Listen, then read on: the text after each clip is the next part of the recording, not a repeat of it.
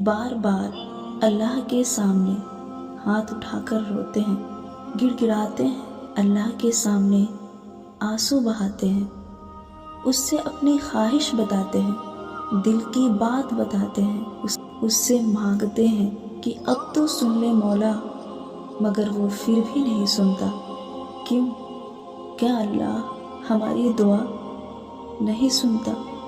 اور سنتا ہے تو قبول نہیں کرتا؟ اس طرح پھر آپ اور ہم مایوس ہو کر دعا مانگنا چھوڑ دیتے ہیں۔ کیوں؟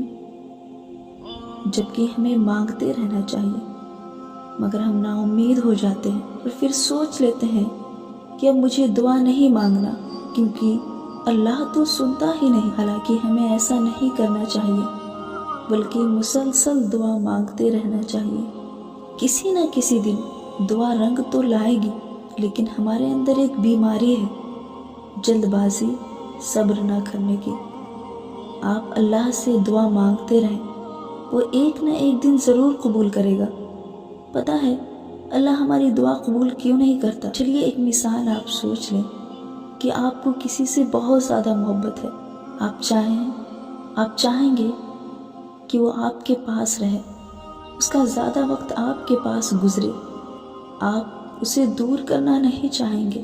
یہی مثال اللہ کی ہے کہ وہ کچھ کو فوراً دے دیتا ہے اور کچھ کی آواز کو شاید اس کی جس سے وہ بے حد محبت کرتا ہے بار بار سننا چاہتا ہے، اس لیے وہ دعا قبول نہیں کر رہا۔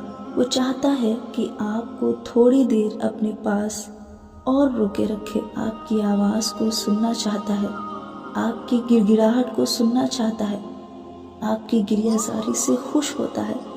وہ چاہتا ہے کہ آپ اسی طرح اس سے مانگے، تبھی تو دینے میں دیر کر رہا ہوتا ہے۔ کتنے خوش نصیب ہیں وہ لوگ جن کی آواز کو اللہ سننا چاہتا ہے، لیکن ہم گھبرا کر، نا امید ہو کر دعا مانگنا چھوڑ دیتے ہیں۔ بلکہ آپ اللہ سے دعا مانگتے رہیں، انشاءاللہ آپ کو ضرور ملے گا۔